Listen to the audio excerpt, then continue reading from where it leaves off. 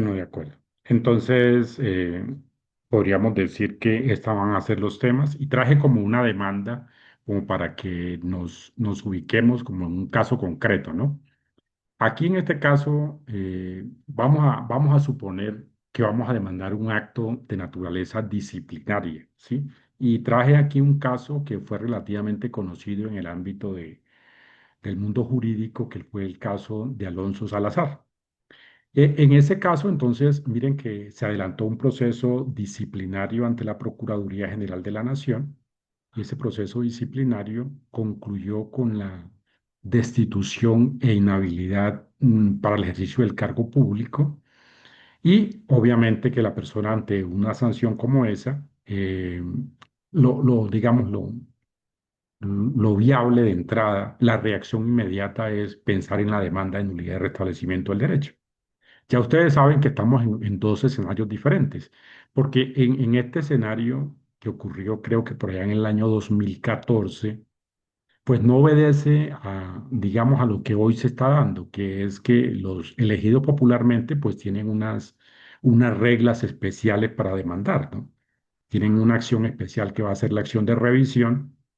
Entonces, mientras una persona que sea elegida mm, una persona elegida popularmente que sea sancionada disciplinariamente estando en ejercicio del cargo. Entonces, primera condición, que esté en ejercicio del cargo.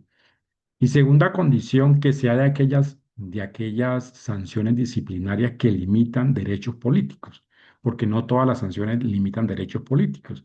Ustedes saben que está la destitución y la inhabilidad, está la suspensión y está la suspensión con inhabilidad. Esas sanciones limitan derechos políticos, pero hay otras sanciones que no limitan derechos políticos, como la multa o la amonestación. Entonces, si se trata de un servidor público de elección popular, está ejerciendo el cargo y ha sido sancionado con la imposición de una sanción que limita derechos políticos, entonces la vía será este recurso extraordinario de revisión. En este caso, Alonso Salazar todavía no teníamos construido. Ustedes saben que estas normas de recurso de revisión fueron, digamos que, adoptadas por el ordenamiento colombiano a raíz de la decisión que profirió o que expidió la Corte Interamericana de Derechos Humanos en el caso Petro Urrego versus Colombia. Pero por un momento pensemos de que no se trata de un servidor público de elección popular, sino de un servidor público de la inmensa mayoría, es decir, no estamos hablando ni de presidente, ni de vicepresidente, ni de congresista, ni de diputados, ni de concejales, ni de ediles, sino que estamos hablando de un servidor público, por ejemplo, está en carrera administrativa. Y en ese caso, miren que habrían unas normas para demandar a través de este medio de control de nulidad y restablecimiento del derecho.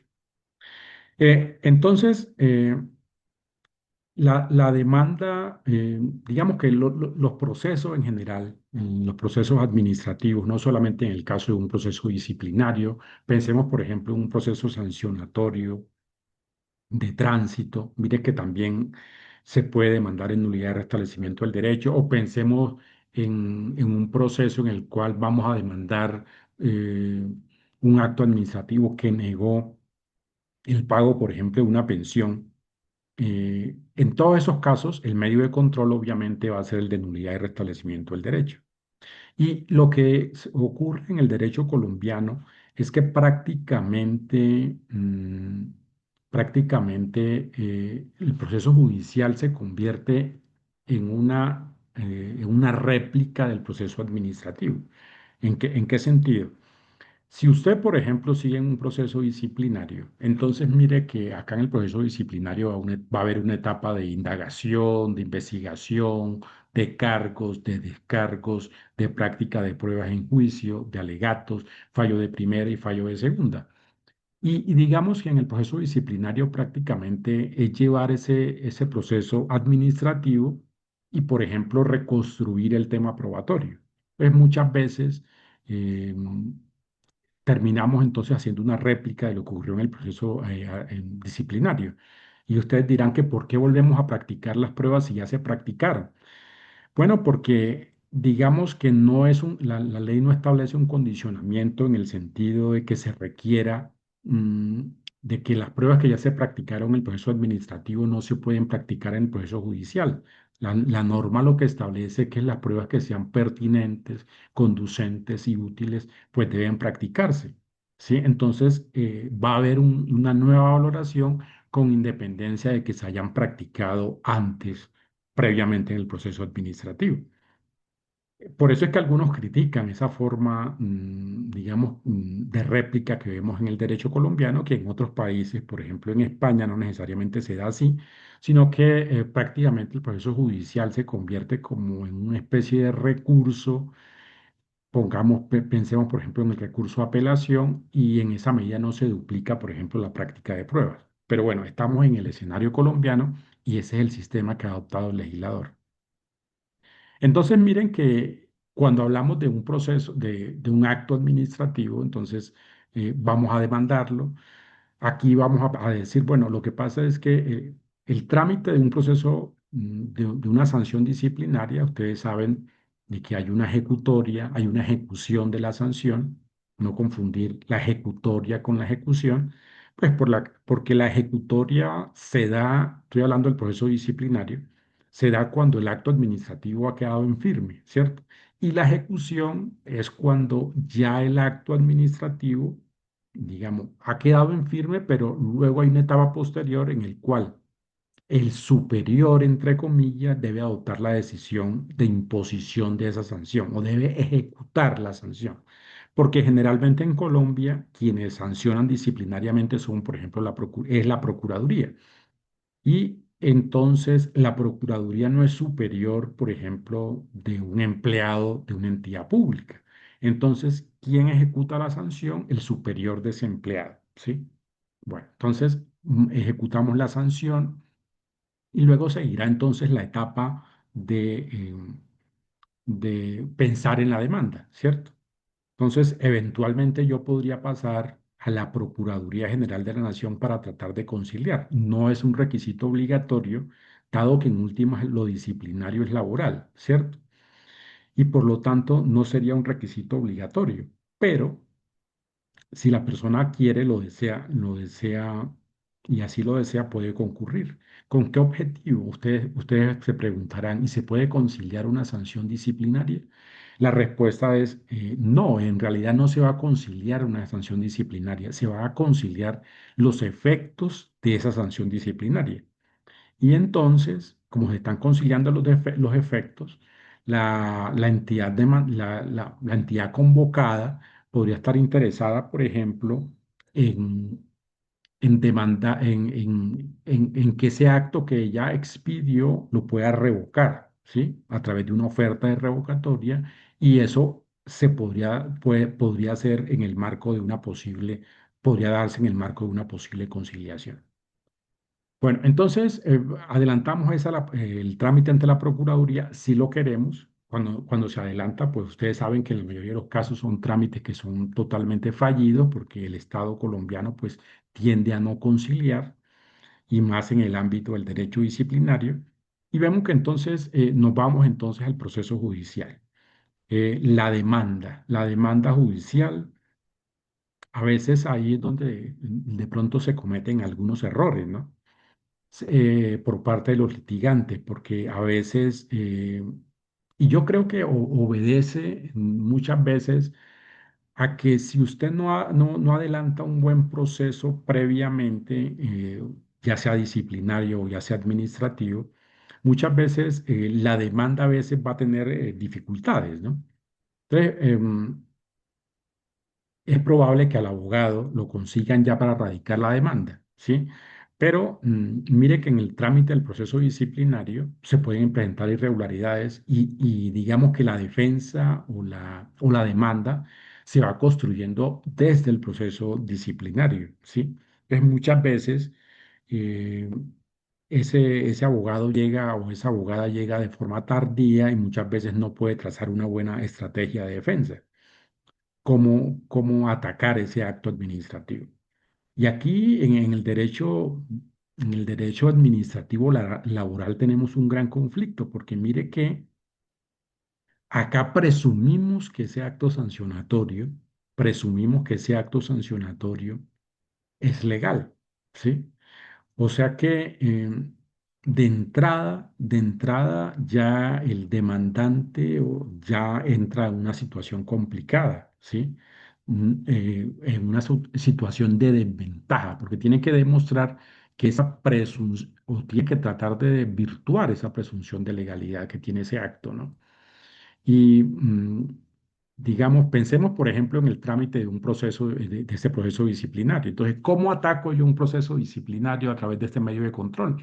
Entonces, yo puedo pensar, y creo que es ahí en donde los litigantes cometen errores, y es que generalmente se piensa que el mejor resultado siempre es la absolución. O sea, yo tengo que terminar, tengo que anular ese proceso disciplinario o eso se, digamos, demostraría que yo sí hice una buena demanda, pero pues no necesariamente es así, porque en muchos casos está probado que existió la conducta, que la conducta es típica, que la conducta es ilícita sustancialmente, que hay culpabilidad. Entonces, mire que hay configuración de la falta. Entonces, el primer tips que yo daría a los abogados y a las abogadas litigantes es, claro, lo ideal sería que la sanción se anulara. Lo ideal sería que la sanción se anulara, pero no siempre la van digamos, a lograr esa anulación desde el punto de vista del litigante.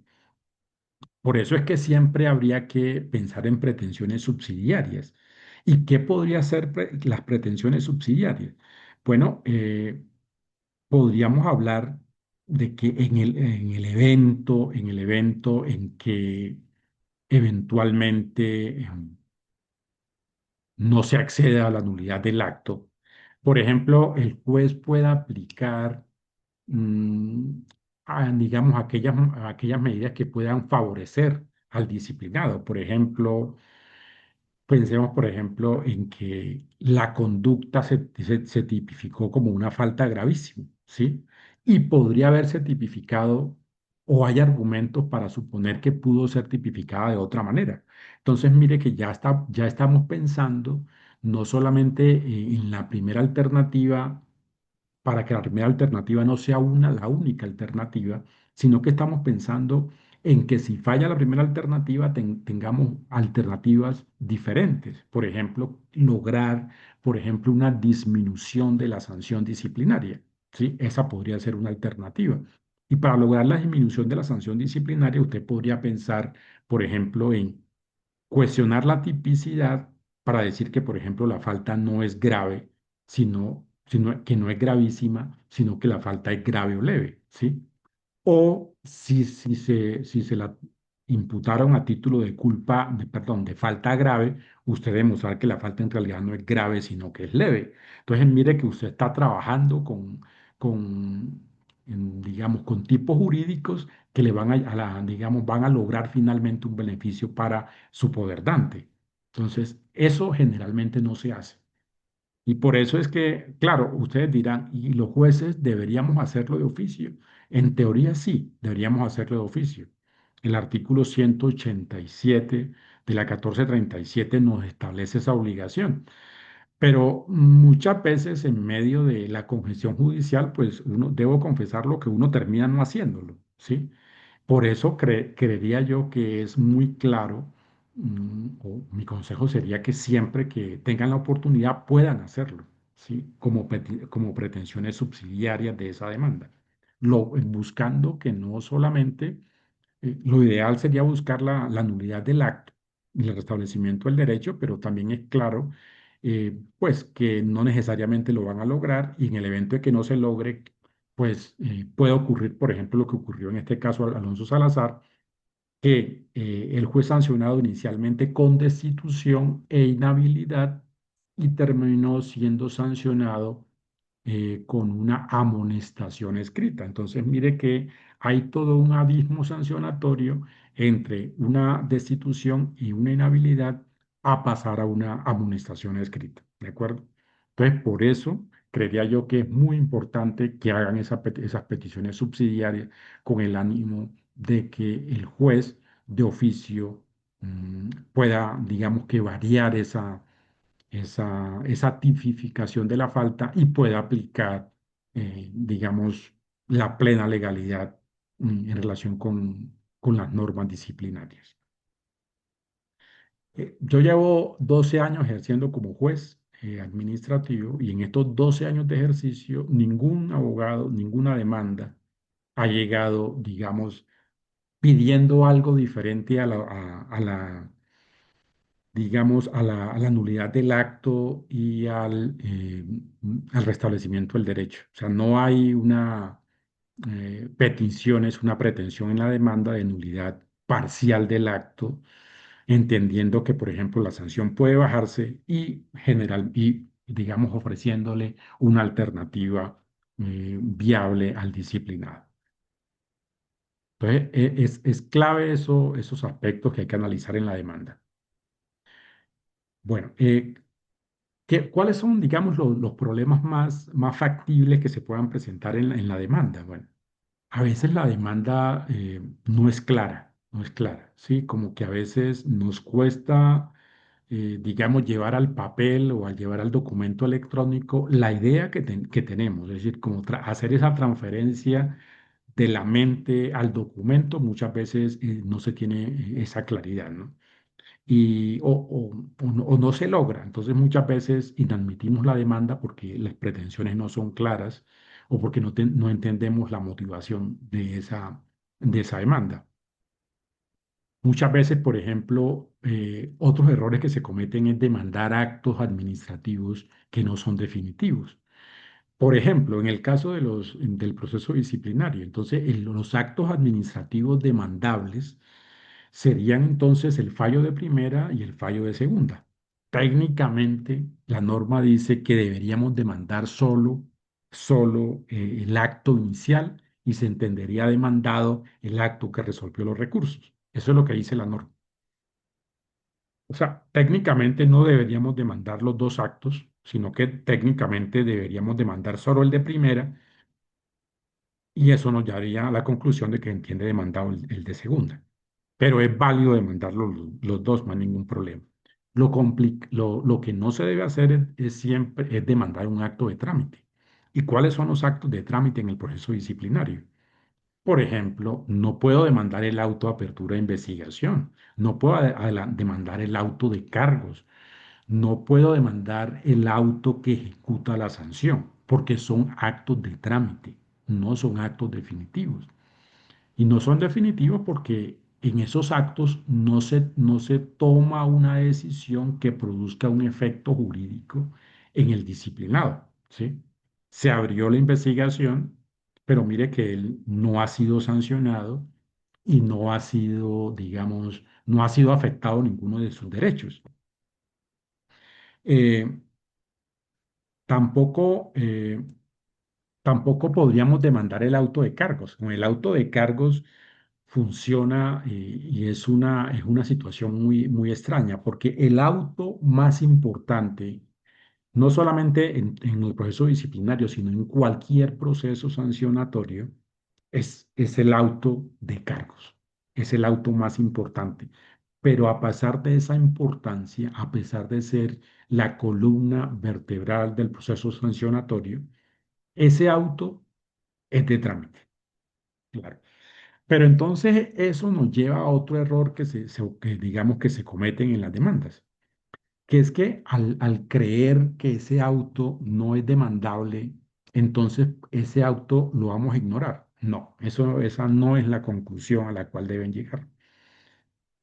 Porque ustedes siempre deben estar pensando en la demanda, estar pensando en el fallo de primera, en el fallo de segunda, pero simultáneamente deben estarlo mirando en el espejo del auto de cargos. Siempre deben estarlo mirando, porque es posible que el operador disciplinario o quien haya ejecutado la facultad sancionatoria tenga una idea inicial, ¿cierto? Y poco a poco se vaya, digamos, dando cuenta de que en el auto de cargos cometió algún error, ¿sí? Eh, y entonces, sutilmente trata de modificar, de subsanar esos errores en los dos, ya sea en el auto de cargos, perdón, ya sea en el fallo de primera o en el fallo de segunda. Entonces, por eso es muy importante tener siempre el auto de cargos pendiente. No es demandable, pero eso no significa de que no lo vamos a tener en cuenta en la demanda. Muy importante esa diferencia porque siempre tenemos que mirar el fallo de primera y el fallo de segunda a la luz del auto de cargos. Bueno, entonces me preguntan, ¿el conteo del término sería con el fallo de segunda o el que ejecuta la sanción? Bueno, esa es una muy buena pregunta en materia disciplinaria, porque mire que en materia disciplinaria digamos, es una situación muy atípica y ahí tenemos que hacer la distinción que les hacía al comienzo entre sanciones disciplinarias que limitan derechos políticos y sanciones disciplinarias que no lo limitan. Entonces, ¿cuáles sanciones disciplinarias limitan derechos políticos? Destitución e inhabilidad, digamos, para ejercer cargos públicos, suspensión y suspensión e inhabilidad. Esas cuatro sanciones limitan derechos políticos. Pero hay dos sanciones que no limitan derechos políticos, la multa y la amonestación escrita. ¿Sí? Entonces, tenemos que mirarlo desde las dos ópticas de esa clasificación. Sanciones disciplinarias que limitan derechos políticos y sanciones disciplinarias que no lo limitan.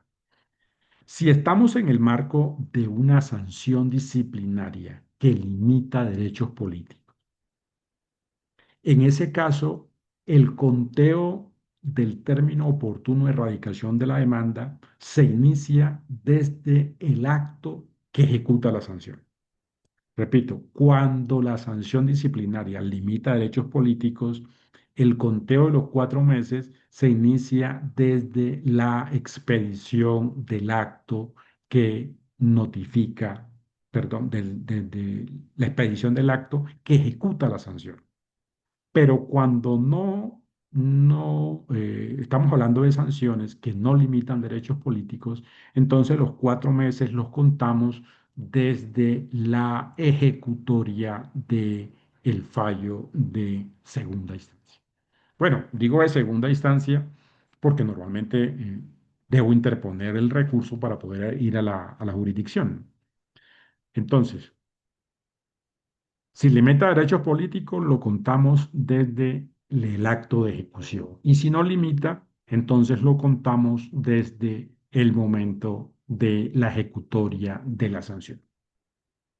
Eso no lo dice la ley. Es una jurisprudencia que ha construido el Consejo de Estado y es una jurisprudencia que tiene toda su lógica, ¿no? No es lo mismo que una persona lo multen, siguen el cargo y no pasa nada, ¿sí? Que una persona que lo destituyan del cargo. Pero mire que esa persona, cuando lo destituyen del cargo, solo es retirado del cargo cuando la sanción es ejecutada. No lo pueden retirar cuando la sanción queda ejecutoriada, ¿sí? Ojo, solo se retira cuando cuando la sanción se ejecuta. No lo pueden retirar cuando la sanción queda ejecutoriada. Estoy hablando de los casos en los cuales se limitan derechos políticos. ¿De acuerdo? Entonces, por eso hay que tener en cuenta esa sutil distinción. ¿De acuerdo? Bueno, entonces, cuando uno, en el caso específico digamos, del proceso disciplinario, eh,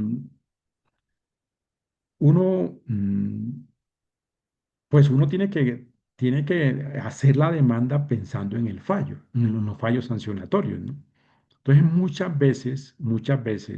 a veces las demandas tratan de ser o como que pueden ser un poco desordenadas en los argumentos, como que sí se tienen argumentos, pero se tienen argumentos, digamos, de manera, no de una manera estructurada. Entonces, ¿cuál sería mi consejo en ese punto? Que miren los requisitos del pliego de cargos, que miren los requisitos del fallo y hagan la sanción pensando en esos requisitos. Y mire que esos requisitos tienen un orden, y un orden que casi es un orden cronológico. Cuando hay una falta disciplinaria, primero hay una conducta, ¿cierto? Entonces la conducta puede ser activa, puede ser omisiva, puede ser de comisión por omisión. Y eso ¿por qué hay esas tres? ¿Y por qué tiene su importancia? Pues porque puede ocurrir de que eh, haya un debate, por ejemplo, en relación con la prescripción de la acción disciplinaria, ¿sí? Entonces, si hay un debate en relación con ese punto, miren que es muy importante tratar el tema de la forma de la conducta. Después dice la norma que habla de la tipicidad, entonces yo voy a atacar la tipicidad si fue falta gravísima, si me le imputaron como una falta gravísima, yo tengo que determinar justificando por qué no era falta gravísima y por qué pudo haber sido otra falta, ¿no?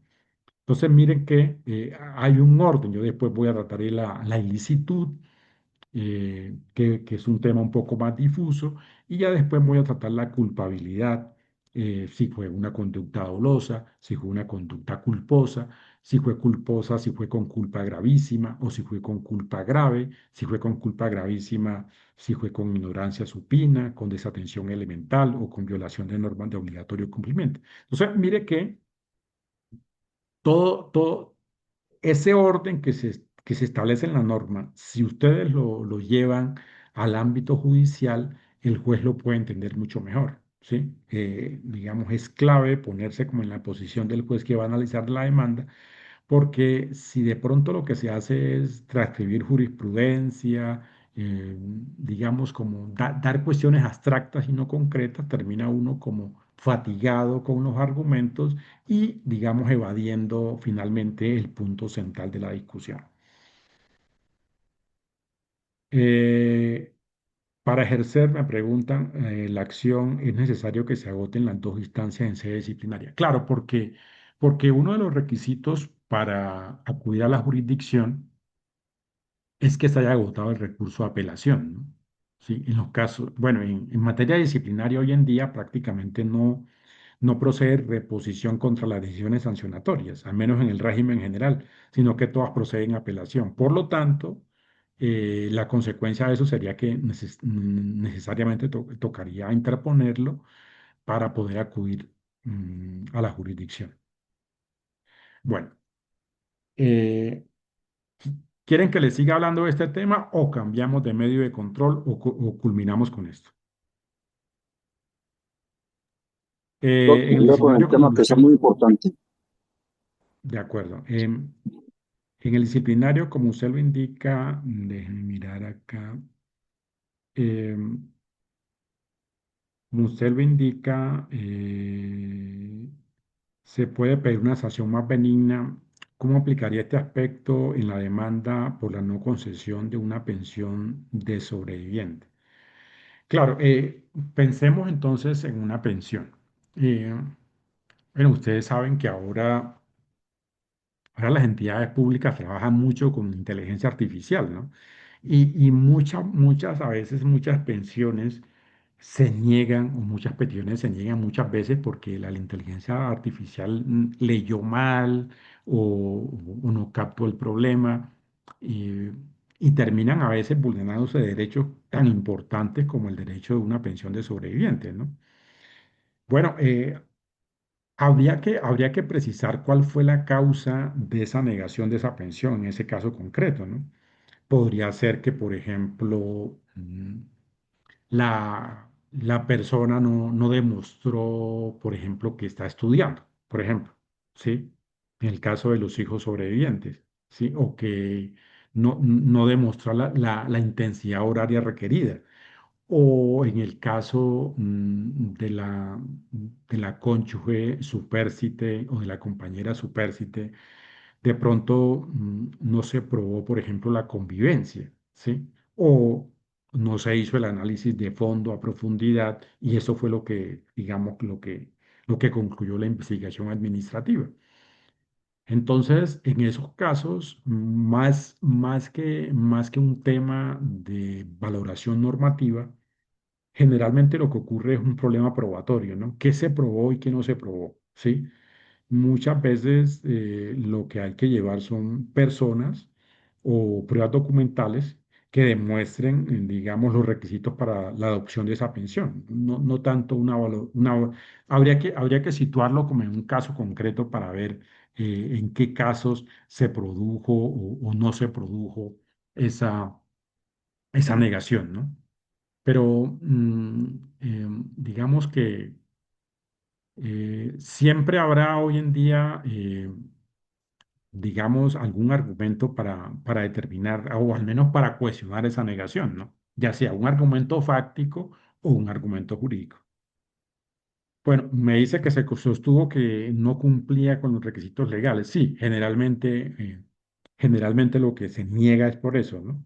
Eh, pero miren que en los casos en mi juzgado, cuando se niegan esas pensiones porque no se demostró la convivencia, por ejemplo, digamos que, mm, digamos que en el ámbito judicial generalmente si se llevan buenos testigos y se demuestra que esa percepción inicial que tuvo Colpensiones fue errada, ¿no? Porque es que hoy en día la convivencia tiende a ser mucho más flexible que en el pasado, ¿no? Las personas pueden convivir, pero por situaciones excepcionales pueden, digamos, no estar necesariamente bajo el mismo techo durante gran parte del año. Y eso hace parte digamos que de las dinámicas familiares actuales, ¿no? Entonces, de pronto, no hay que ser tan exegético desde ese punto de vista, por ejemplo, en relación con la convivencia, ¿no? Bueno, me preguntan si ante el fallo de primera instancia opto por la revocatoria directa y no la apelación del fallo de segunda, puedo acudir a la demanda de nulidad. No, porque, bueno, me dice que es que sancionan y entonces yo no interpongo, no interpongo apelación eh, si procede, ¿no? Vamos a suponer que procede en este caso y no interpongo apelación porque, no sé, porque se me olvidó o porque opté por no interponerlo. Claro, yo podría después pedir, yo después podría pedir la revocatoria o la revocación directa de ese acto sancionatorio, ¿no?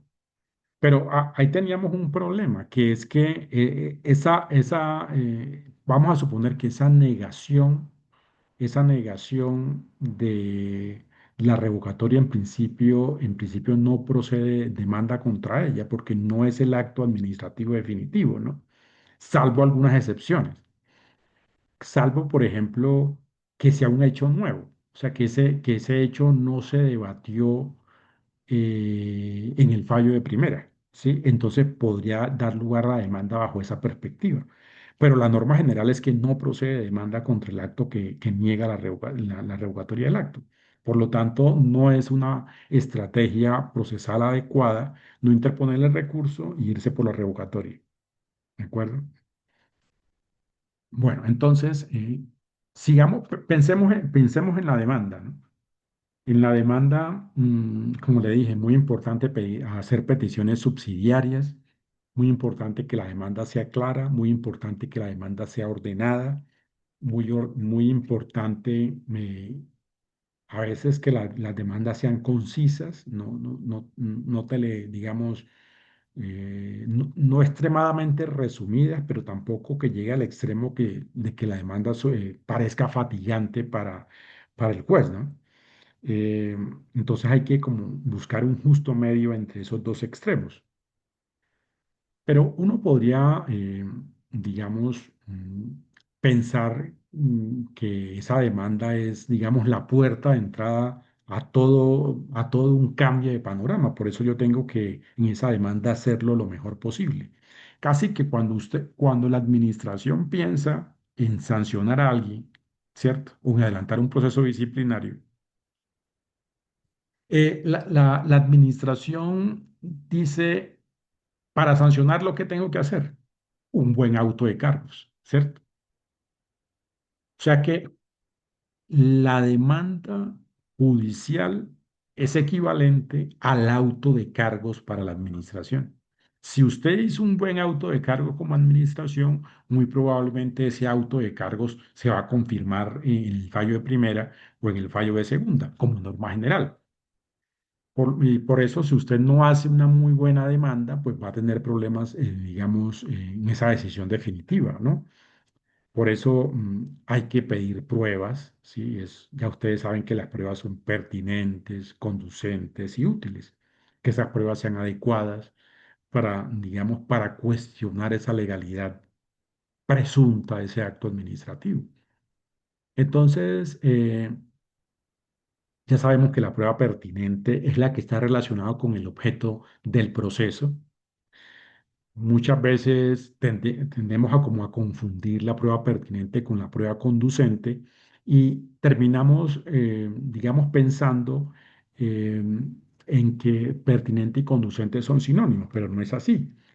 Eh, la mayoría de pruebas, ¿cierto? Si están relacionadas con el caso, ¿cierto? Con el proceso disciplinario, con la pensión, si están relacionadas con el objeto del proceso, pues van a ser pertinentes. O sea que esa va a ser la norma general, la prueba es pertinente. Pero siempre que esté relacionada con el objeto del proceso, entonces va a ser pertinente. Pero eso no significa que sea conducente, porque hay algunas pruebas que el ordenamiento jurídico, digamos, que ha establecido ciertas excepciones. Por ejemplo, usted no puede llamar a interrogatorio de parte al representante de una entidad pública.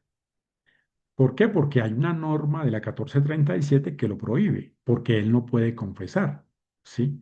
Entonces, eh, esa prueba es inconducente porque no está permitida por el ordenamiento jurídico.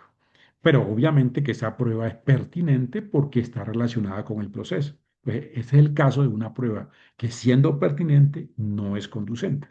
¿De acuerdo? Entonces no confundan los dos conceptos que digamos eh, mm, que son conceptos claramente diferenciados. En la prueba pertinente la comparo es la prueba con el proceso. Y en la prueba conducente comparo la prueba es con el ordenamiento jurídico para determinar si el ordenamiento jurídico la permite. ¿De acuerdo? Bueno, me hacen aquí otra pregunta y otro que no puede participar con opinión frente a la notificación del pliego de cargos. Hay debates si procede la notificación electrónica.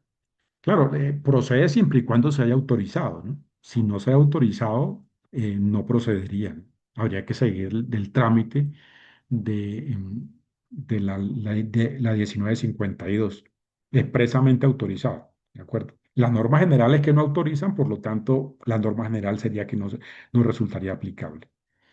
Otro de los aspectos planteados es en liquidación de una sociedad conyugal con el propio Consejo declaró la nulidad del decreto que contenía dicha norma. Se pretende hacer uso, sí, claro, es posible entonces que, que se esté haciendo una mala interpretación de la norma y eso obviamente lleve a una situación de ilegalidad de la decisión tomada.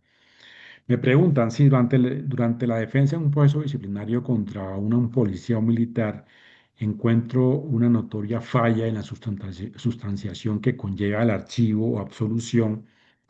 Puedo omitirla para inducir a la sanción y posteriormente interponer la demanda en nulidad de restablecimiento del derecho para lograr la respectiva y jugosa indemnización. Bueno, esa es digamos, eso es valorar el riesgo que asume, ¿no? ¿Sí? Si la persona cree que, que es válido, digamos, mantener esa estrategia de defensa de no decir nada y finalmente atacarlo. Pero cuando menos, si no lo dice expresamente, debe dar elementos como para decirlo o como para decir que no es un argumento que usted llevó nuevo a la jurisdicción. Si no lo dice expresamente, al menos da puntadas en relación con él, ¿cierto? Y en esa medida no se tendría como un argumento nuevo. Pero sí, es perfectamente válido que una persona no cuestione eso en sede administrativa y lo cuestione en sede judicial, pero como le digo, lo importante es que haya algún elemento donde se infiera ese argumento, que no sea un argumento nuevo, ¿no? Claro, también corre el riesgo de que digamos que esa perspectiva inicial que tenía, que era si yo lo llevo a la jurisdicción, pues la jurisdicción va a anular el acto, pero pónganse también en la posibilidad que puede que no lo logre. Entonces, mire que hay que sopesar, ¿no? Sopesar entonces esas alternativas y determinar cuál camino jurídico voy a seguir. Sí, me dicen que se escucha muy suave, sí, todos me escuchan poco. Doctor, pues yo lo escucho muy bien, acá se le escucha muy bien, no sé, incluso otros doctores creyeron que se le escucha fuerte, no sé, Ah, qué opinen perfecto, los... ¿no? Debe ser que el que me dice eso, el doctor Carlos, tiene algún problema con la conexión, se me ocurre, ¿no? Porque los demás me dicen que sí, sí escucha fuerte y claro. De acuerdo. Bueno, entonces, lo que les decía es eso, ¿no? Muy importante convertir la demanda en un pliego de cargos invertido, ¿sí? Eso es como lo clave. eh, Busque todos los peros que puede tener ese acto administrativo, todos los peros que tenga y enróstreselo a la administración en ese momento, porque esa es la oportunidad que le da la jurisdicción para atacar con vehemencia ese acto administrativo. Me dicen que si la tutela es incompatible con la nulidad y restablecimiento del derecho. Bueno, lo que pasa es que ustedes saben que uno de los requisitos de la tutela es la subsidiariedad, ¿cierto? O sea, que tiene que haber, no tiene que haber un medio ordinario, ¿sí? Y la norma general es que siempre hay un medio ordinario. Y en este caso lo hay, ¿sí? Entonces, por lo tanto, le van a decir, usted puede intraponer la tutela, pero de pronto muy claramente el juez le va a decir improcedencia de la acción de tutela porque había un medio ordinario. Y el medio ordinario es el medio de nulidad y restablecimiento del derecho. Y además le va a decir, pero es que allá usted puede pedir además medidas cautelares. Y además allá ahora hay una medida cautelar que se llama medida cautelar de urgencia, que, que ni siquiera hay que notificar a la entidad pública, sino que hay que tomarla como si fuera una acción de tutela. Entonces, eh, mire eh, que en principio se la van a negar, en principio se la van a negar. Tiene que ser una situación donde se demuestre que a pesar de haber un medio ordinario, ese medio ordinario no ha sido eficaz, no ha sido eficaz para solucionar ese tipo de conflictos, ¿no? Eh, y eso puede dar lugar entonces a que se proceda. Pero podemos decir que la tutela, cuando hay medio de control de nulidad y restablecimiento del derecho, solo procede de forma excepcionalísima. Solo procede de forma excepcionalísima. De acuerdo. En el caso de un retiro discrecional a un soldado del ejército, accionó el mecanismo de tutela simultáneo con el mecanismo de nulidad y restablecimiento del derecho. Esto llegó a la corte y acogieron las pretensiones del soldado, dejando sin efecto el actual del Ejército Nacional. Claro, como le dije, no es que niegue la posibilidad de que pueda ocurrir, digamos, se demuestre digamos, que la tutela procede, porque de pronto se demostró, por ejemplo, que el medio no fue efectivo.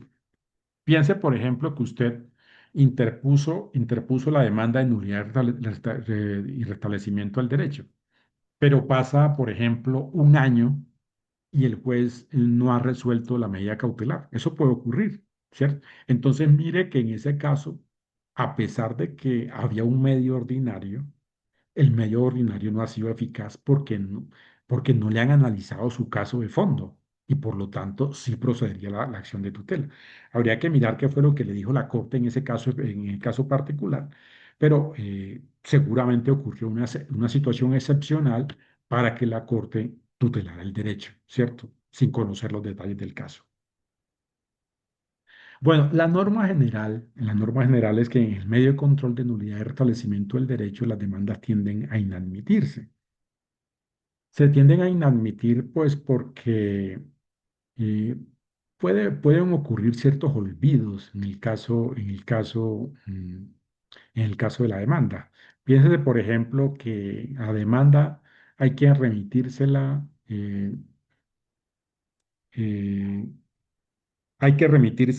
sí, ya la paso.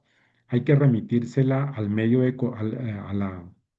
a la entidad demandada y realmente muchas veces eso no ocurre, ¿no? Entonces no lo envían, entonces mire que ya eso es una decisión para inadmitir. Bueno, vuelvo al caso Alonso Salazar, ya que me están pidiendo que muestre las malas diapositivas.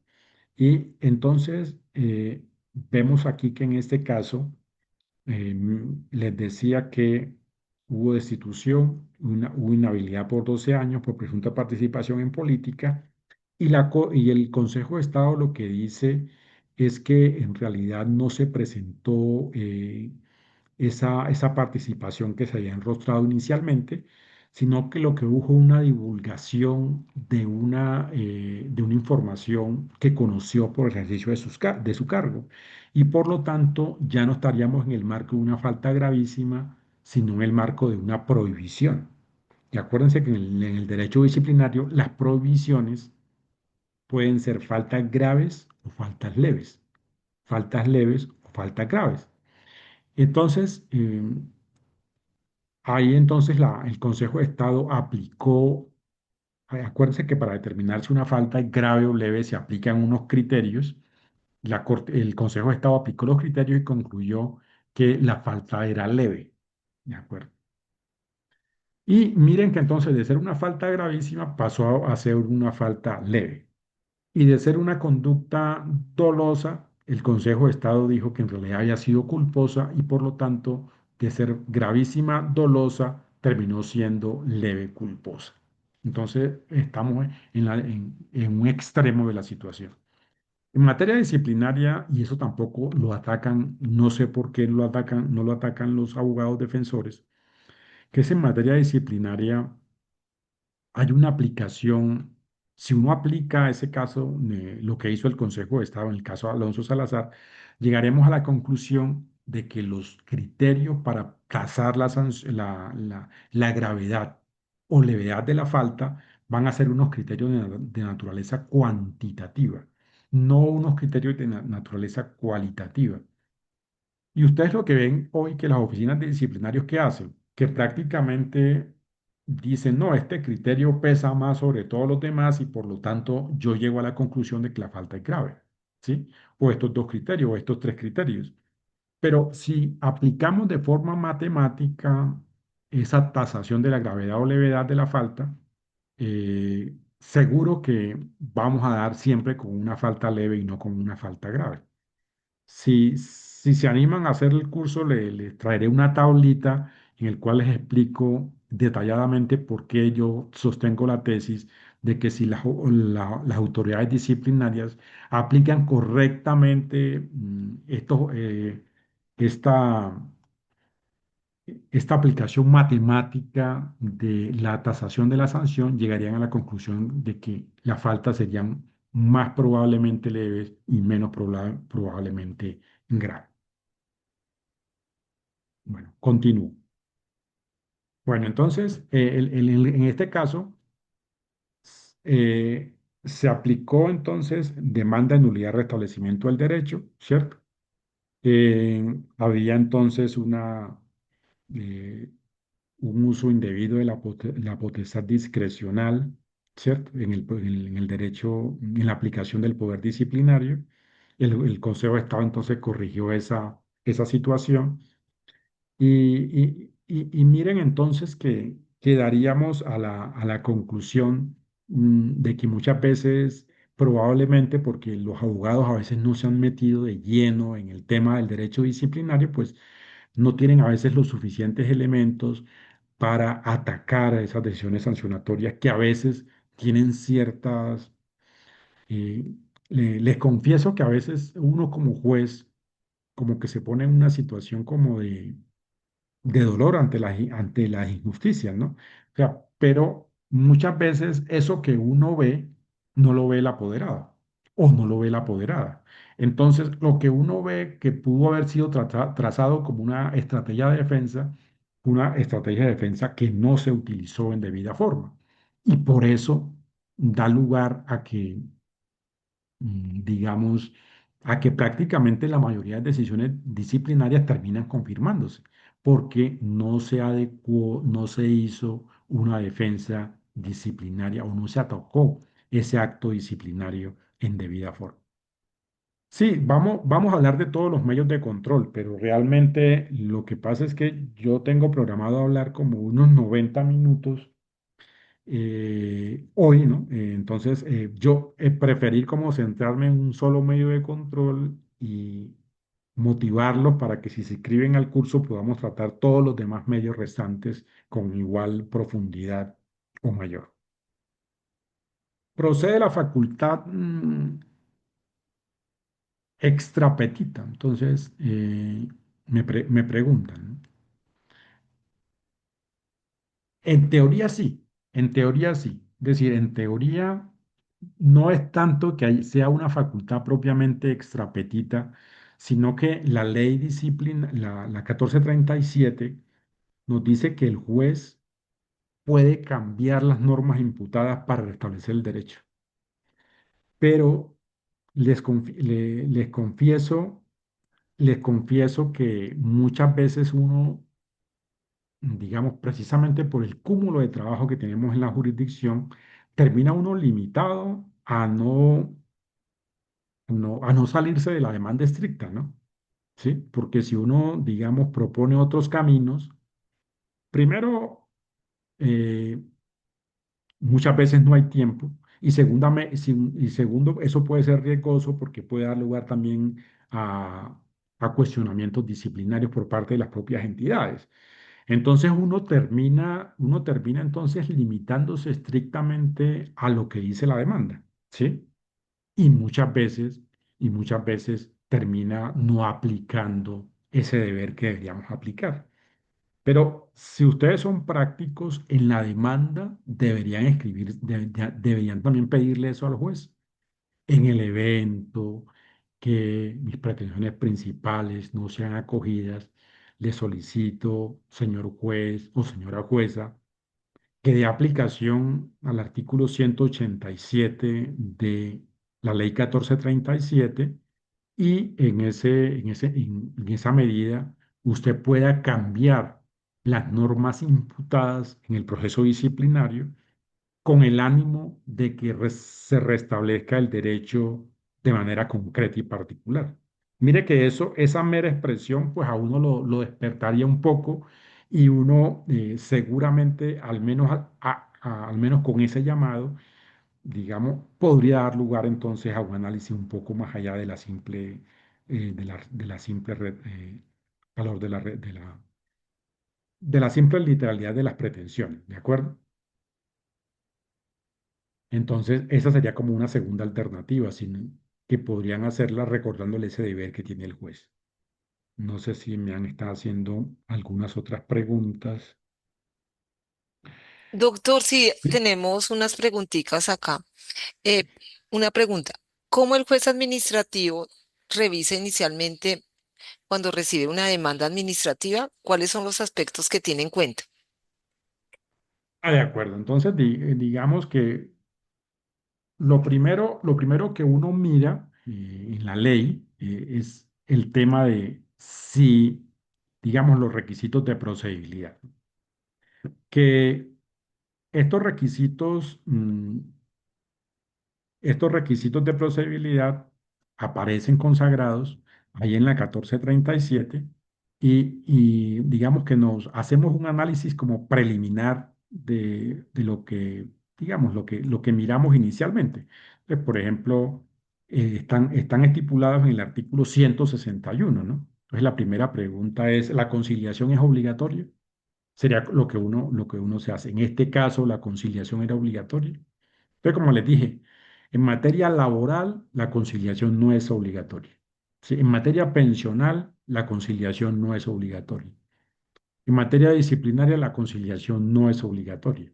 Eso no obsta para que si usted quiere acudir, lo pueda hacer, ¿de acuerdo? Pero entonces no va a ser no va a ser un requisito de procedibilidad.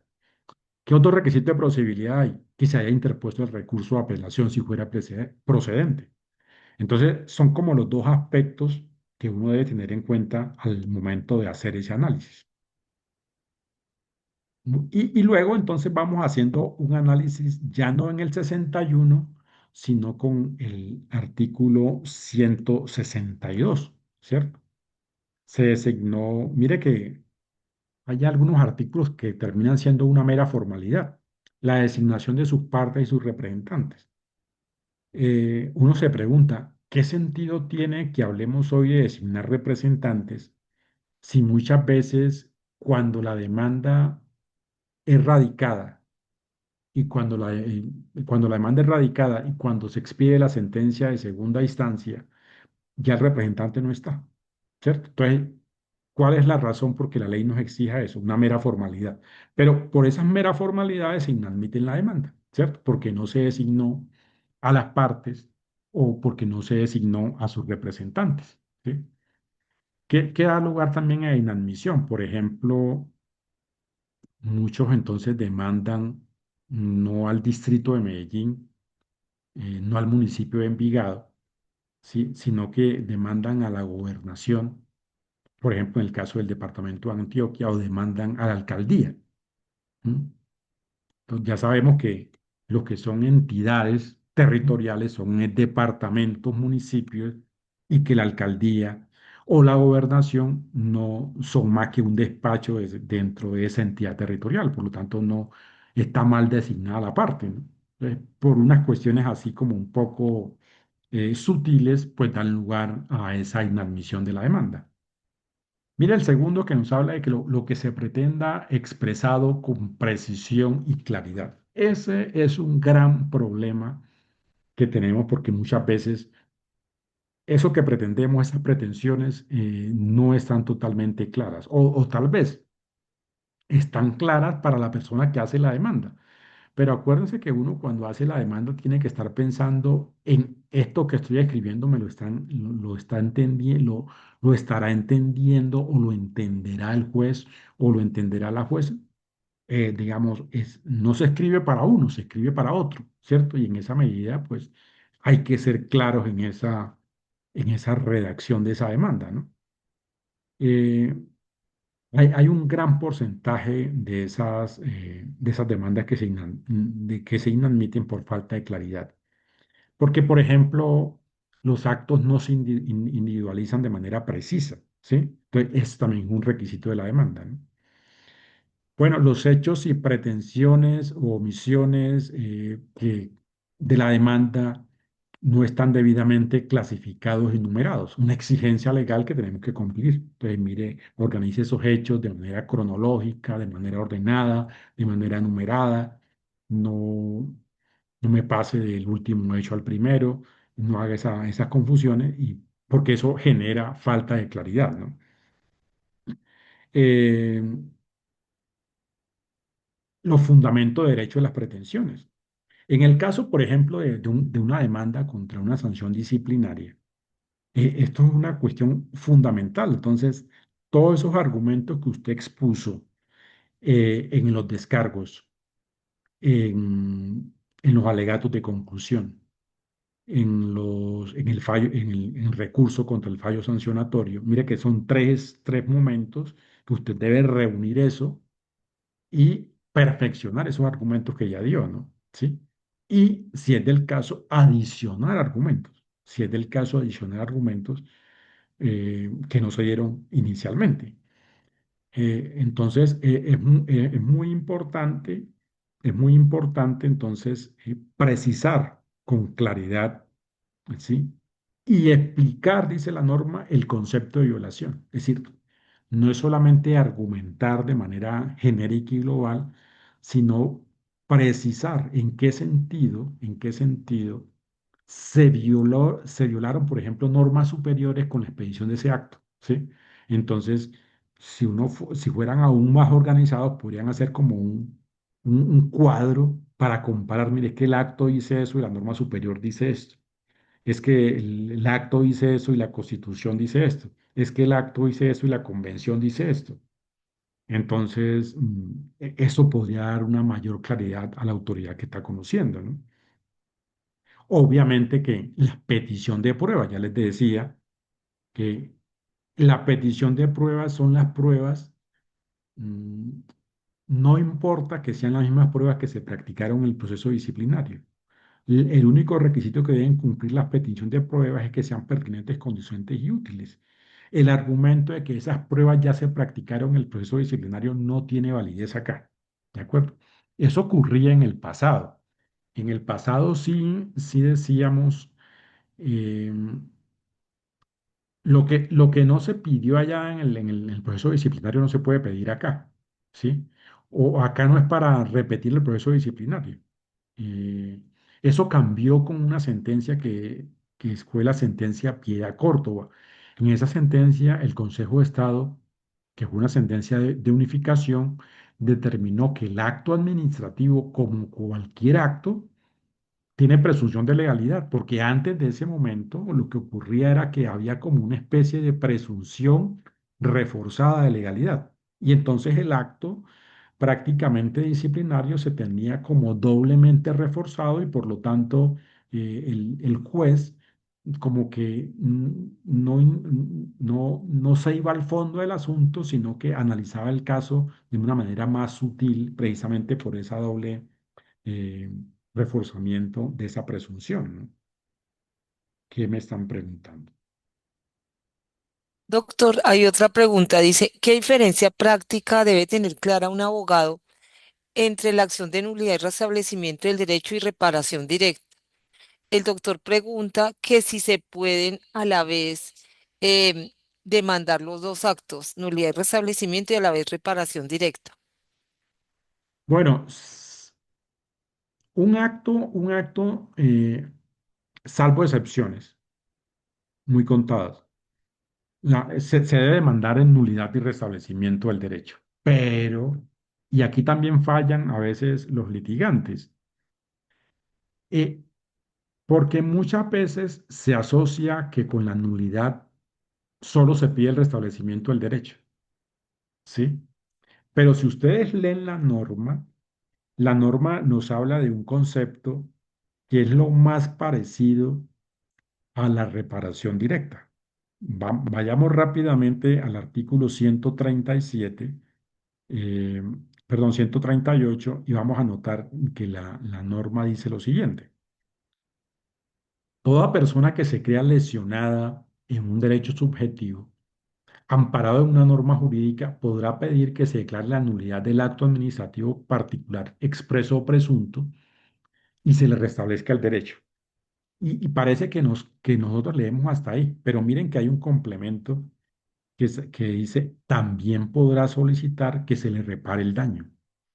También podrá solicitar que se le repare el daño. Y eso es lo más parecido a tener una nulidad, una reparación directa, ¿no? Pensemos en el proceso disciplinario. Una persona es destituida, ¿cierto? E inhabilitada. Claro, entonces el restablecimiento del derecho sería entonces el reintegro al cargo que venía desempeñando y el pago de los salarios dejados de percibir desde el momento en que fue retirado del cargo hasta el momento en que se ha reintegrado. Bueno, eso es lo que normalmente se pide y está bien, pero muchas veces no se pide la reparación del daño. ¿Y cuál puede ser la reparación del daño? Por ejemplo, el daño moral, ¿cierto? Que puede causar un acto administrativo, ¿sí? El perjuicio material, ¿cierto? El daño a la salud, ¿sí? Entonces, miren que se puede construir diferentes tipos de daños, digamos, con un acto administrativo sin que yo tenga que utilizar el medio de control de reparación directa, sino que podemos utilizar el medio de control, que debemos utilizar el medio de control de nulidad de restablecimiento del derecho, pedir la nulidad pedir el restablecimiento, pero además pedir que se repare el daño. Ni siquiera en los casos famosos uno ve que se pidió la reparación del daño. Alonso Salazar no lo pidió, no lo pidió Vía Córdoba, no lo pidió Gustavo Petro, en ningún caso lo han pedido. No es una práctica muy habitual en el mundo del litigio que se pida la reparación del daño, porque habría que llevar ¿qué? Un dictamen, por ejemplo, que determine que, por ejemplo, a raíz de esa digamos, de esa destitución del cargo, la persona sufrió un perjuicio de carácter psicológico, por ejemplo, ¿sí? Se nos abre un escenario, ¿no? Ahora, ya en el marco el medio de control de reparación directa, ya como norma general, digo como norma general porque hay unos casos excepcionales, como norma general estamos hablando ya no de un acto administrativo, ya no de un acto administrativo, sino de un hecho, de una omisión, ¿cierto? O de una, digamos, de una conducta contraria a la administración en la cual no hay un acto administrativo de por medio, ¿cierto? Entonces, si una persona sufre, por ejemplo, un perjuicio a raíz de una intervención quirúrgica, miren que ahí no hay un acto administrativo, ¿cierto? Ahí estamos hablando de, digamos, de un daño producto de esa intervención quirúrgica y yo no puedo utilizar entonces el medio de control de nulidad y restablecimiento del derecho, sino que me voy en el medio de control de reparación. Bueno, mm, ¿qué otra cosa me preguntan? En materia tributaria tampoco es obligatorio. La conciliación, totalmente de acuerdo. No es obligatorio en temas laborales. Pero si se acude, claro que sí, si la persona acude, se suspende el término. Se suspende el término porque está buscando, digamos, solucionar ese conflicto de manera amigable. Entonces, la búsqueda de esa alternativa no puede resultarle en un perjuicio. Por lo tanto, el término se suspende. ¿De acuerdo? Doctor, Mm, hay otra pregunta. Dice, ¿cuáles son las causas más frecuentes por las que un juez inadmite una demanda administrativa? bueno, bueno, vamos a hablar de varias, pero podría ser falta de claridad en la demanda, ¿sí? La demanda suele ser muy confusa, la demanda no está clara, se habla de un acto, se habla de otro, bueno, eso puede dar lugar entonces a inadmisión la demanda. Falta de individualización de los actos administrativos demandados, falta de individualización de los actos administrativos demandados. También se puede dar por demandar actos administrativos de trámite. Actos administrativos de trámite es muy frecuente. Se demandan, por ejemplo, piénsese, por ejemplo, en una sanción que se impuso en un trámite contravencional de tránsito. Entonces, algunos demandan el comparendo, ¿sí? Cuando ese no es un acto administrativo, ¿de acuerdo? Entonces, mire que se pueden presentar esas situaciones. Entonces, podríamos decir que falta de claridad, mm, incumplimiento, por ejemplo, de los requisitos de procedibilidad, como la conciliación, como no interponer el recurso de apelación, no individualización de los actos administrativos, demandar actos de trámite. Digamos que en esencia, también se da cierta inadmisión cuando no le envían la demanda a las entidades públicas, previamente, simultáneamente con la radicación. Son como las más frecuentes. ¿Alguna otra pregunta? Sí, doctor, que cómo se establecen los montos para la reparación directa, que se debe tener en cuenta para exigir esos montos de reparación directa. Bueno, bueno, cuando uno habla de reparación directa, está hablando bueno, de un daño, ¿cierto? Vamos a suponer una persona, por ejemplo, vamos a poner un caso para que suene un poco más ilustrativo. Una persona le impusieron, por ejemplo, una medida de aseguramiento intramural, ¿sí? Y entonces le siguieron el proceso penal, finalmente lo absolvieron y la persona demanda. ¿En qué medio de control? Pues hay que demandar no en nulidad y restablecimiento porque ahí no hay un acto administrativo. Entonces se va a demandar es en reparación directa por ejemplo, por error jurisdiccional. Y entonces la persona que va a ¿cómo va a tasar los daños? Bueno, entonces va a haber entonces unos perjuicios de carácter material y unos perjuicios de carácter inmaterial, ¿cierto? Entonces, en los perjuicios materiales voy a hablar entonces del daño emergente y del lucro cesante. Y el daño emergente es lo que yo tuve que invertir, ¿cierto? Eh, para salir de ese problema. En este caso, pagar un abogado de carácter penal que me defendiera y los honorarios son altos, ya ahí tengo un valor a tener en cuenta para esa demanda. Pero mire que también hay un lucro cesante. Yo estaba trabajando, ¿cierto? Y ahora no devengué y devengaba tantos salarios y entonces allí va sumando el perjuicio material en la modalidad de lucro cesante. Pero también hay probablemente hay un perjuicio de carácter moral, ¿cierto? Por el dolor de estar recluido, por el dolor de mi familia. Entonces, dependiendo la duración de ese internamiento, va a ser igualmente la tasación de esa liquidación, de esa indemnización a pedir. Ya hay una jurisprudencia del Consejo de Estado, donde están las tablas, están los tiempos, o sea que no hay ningún inconveniente con relación con eso. Es posible que también vaya a haber un daño supongamos que surja un perjuicio a la salud dado el estado de hacinamiento que hay en las cárceles, ¿no? Entonces, dependiendo la situación en cada caso concreto, así se pueden ir tasando las sanciones. Perdón, lo que yo voy a pedir en la demanda, lo que yo voy a pedir en la demanda. Entonces, cada caso concreto va a tener como su quid del asunto como para efectos de mirar qué procede pedir y qué no procede, ¿no?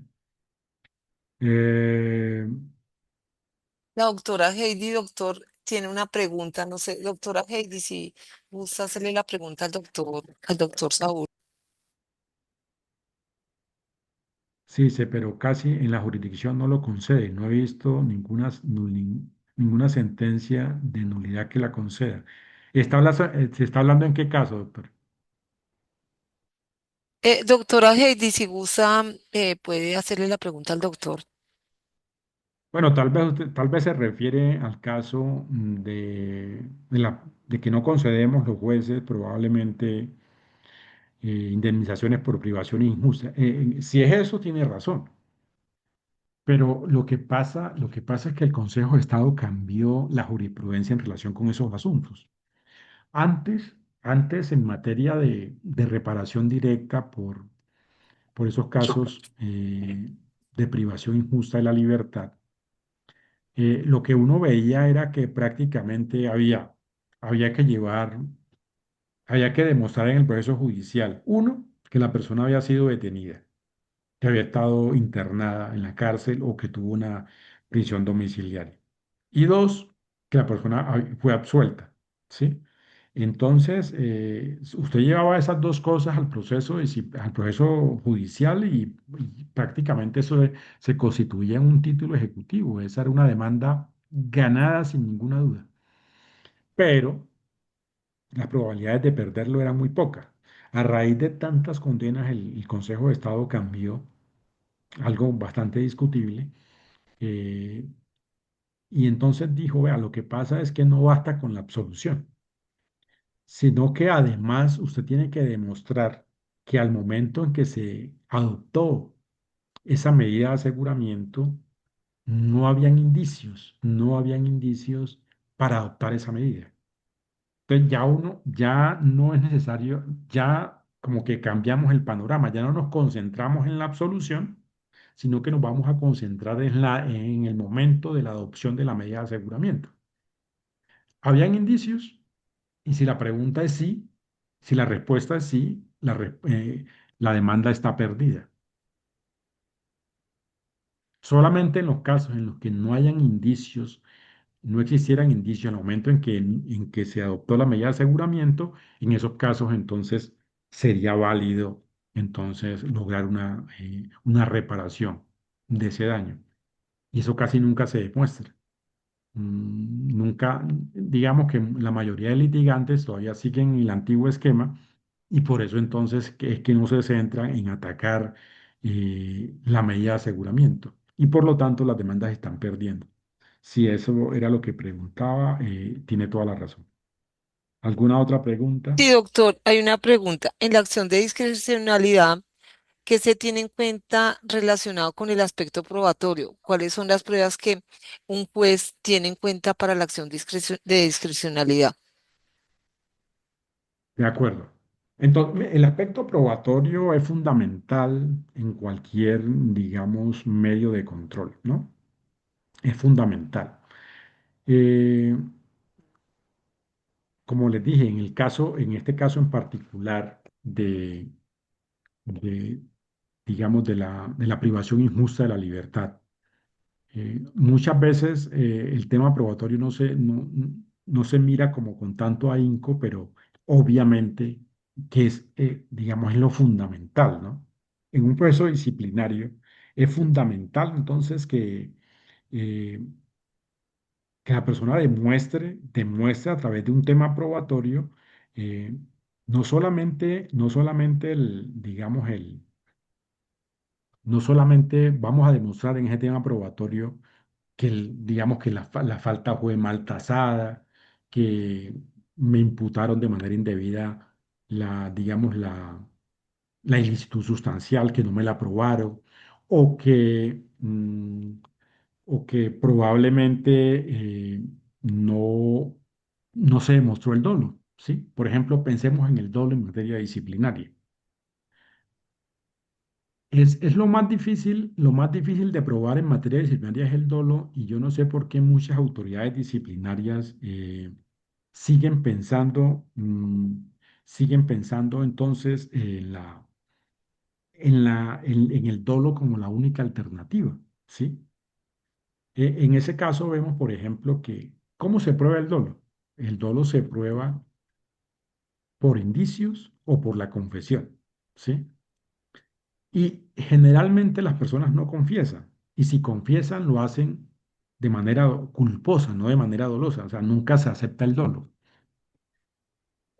Entonces nos queda entonces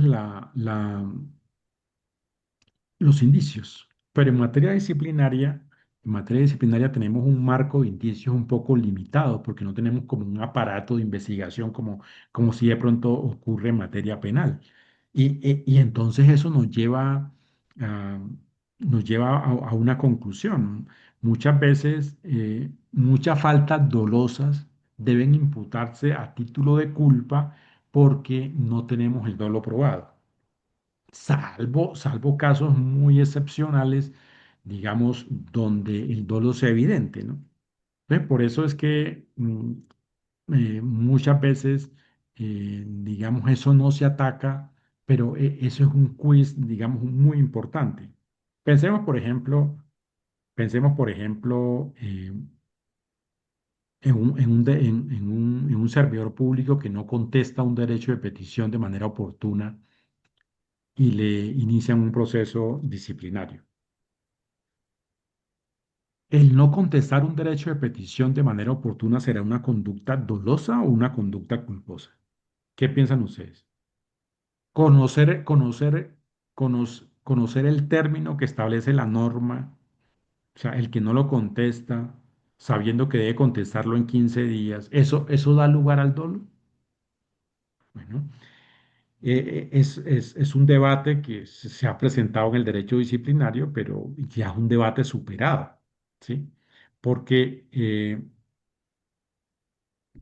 porque el dolo exige conocimiento y voluntad, ¿cierto? Entonces, cuando le están diciendo a la persona, vea, es que usted conocía la ley disciplinaria y a pesar de conocerla, actúa en contra de ella, por lo tanto, su conducta es dolosa, ahí no están probando el dolo, ahí están probando el conocimiento de la norma, ¿sí? Y por eso ese fallo disciplinario pues tendrá problemas en sede judicial si se ataca en debida forma, ¿de acuerdo?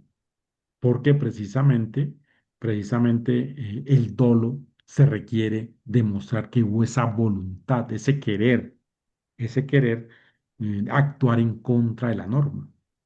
Y ese querer muchas veces es difícil demostrarlo, como le digo. Entonces, por eso, así un servidor público diga, yo a esta persona que me radicó un derecho de petición y que vive radicando derechos de petición, eh, no le voy a contestar, pues muchas veces van a terminar imputados a título de culpa porque la administración no tiene los elementos suficientes para demostrar el dolo. Por eso, cuando ustedes vean una sanción disciplinaria imputada a título de dolo, es una sanción que puede tener problemas en sede judicial si se sabe atacar, porque probablemente el dolo no se ha demostrado en debida forma. Y obviamente que en los casos en que el Estado, digamos, tiene cierta discrecionalidad para tomar las decisiones, la discrecionalidad no debe ser sinónimo de arbitrariedad, ¿sí? No debe ser, que muchas veces el Estado confunde los dos conceptos y por lo tanto entonces eh, presupone entonces que por ser discrecional no requiere ninguna motivación, no requiere ningún soporte probatorio, no requiere ningún soporte fáctico y eso es totalmente equivocado. Y eso es lo que vemos precisamente en esa acción de discrecionalidad que muchas veces ha sido mal aplicada por parte del Estado con unas consecuencias, digamos, duras eh, para la persona y muchas veces el Estado termina perdiendo precisamente por esa, convertir lo discrecional en lo arbitrario. ¿De acuerdo? Bueno, ¿qué otras preguntas me tienen por ahí? Bueno, yo iba a terminar con esta parte y les iba a decir, a terminar acá con la. ¿Hasta dónde llega el juez administrativo frente a la administración? Digo, por eso existen los medios de control, ¿sí? Porque la función del juez administrativo en estos casos es controlar a la administración a través de estas acciones judiciales. Pero para poder controlar a la administración, pues el juez mm, requiere que la demanda se haga en debida forma, ¿sí? Que que no sea como una demanda como por hacerla, como por perder el caso, como simplemente por presentarla, sino que sea una demanda pensando en que efectivamente se va a ganar. ¿De acuerdo? Entonces, en esa medida, los medios de control, pues legitiman al Estado, ¿no?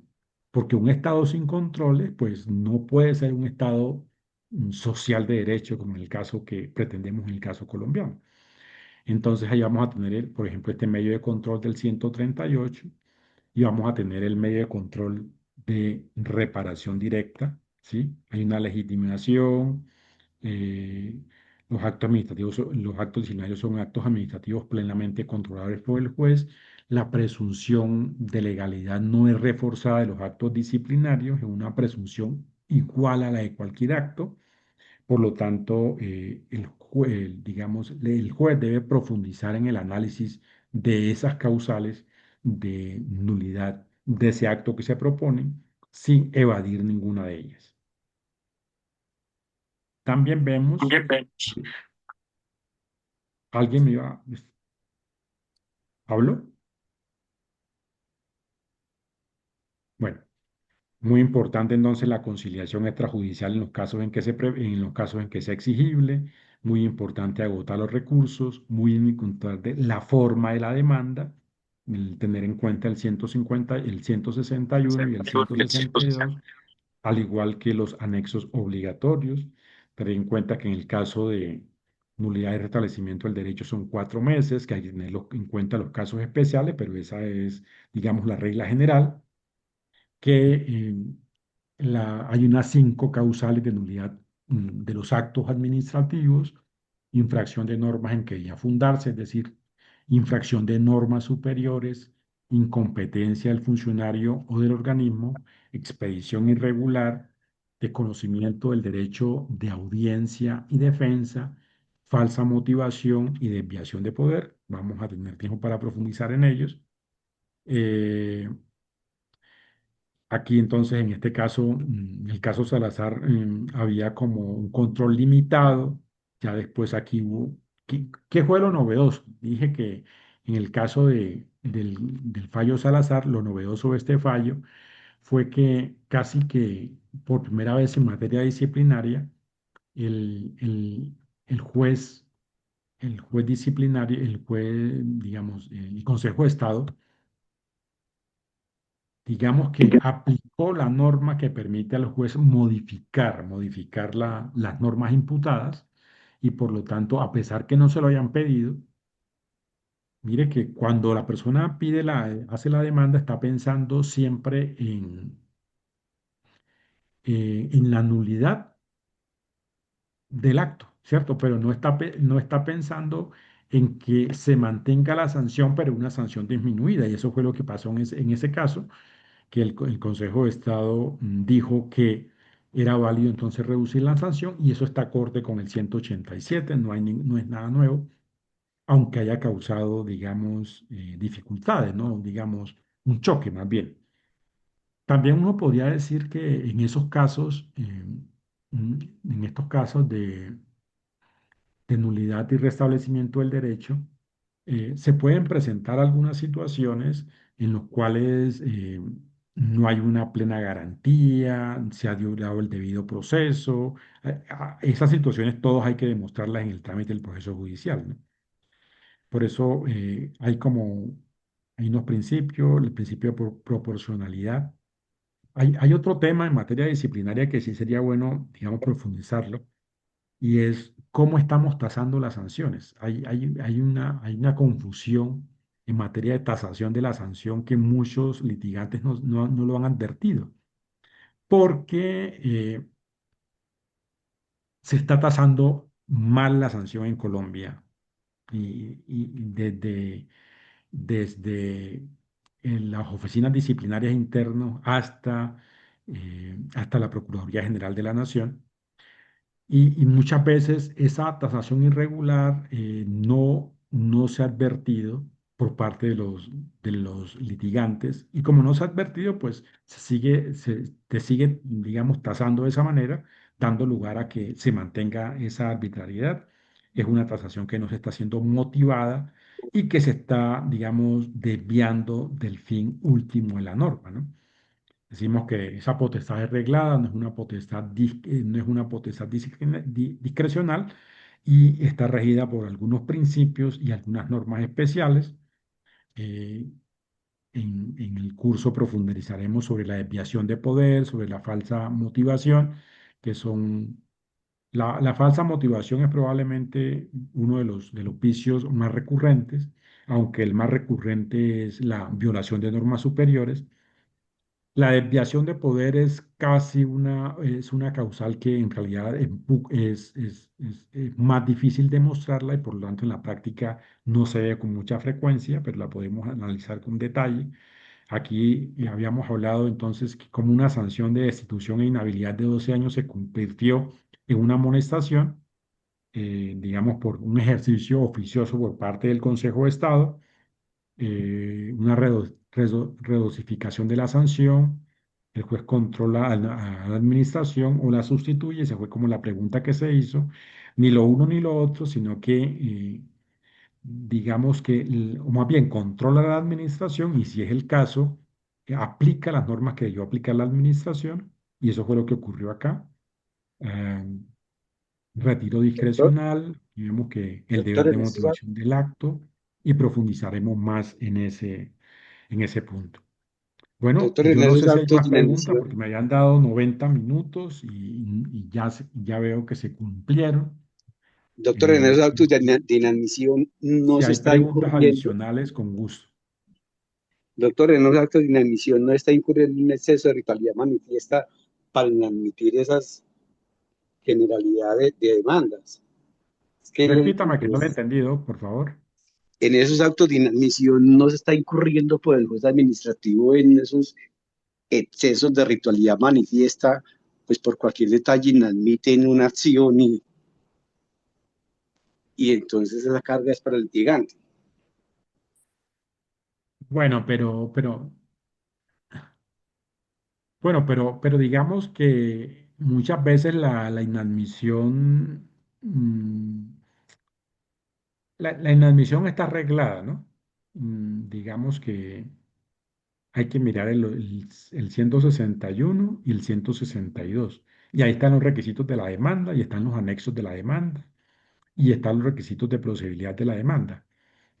Entonces, muchas veces si nosotros no la pedimos y admitimos la demanda, contra esa admisión de la demanda procede recurso por parte de la entidad.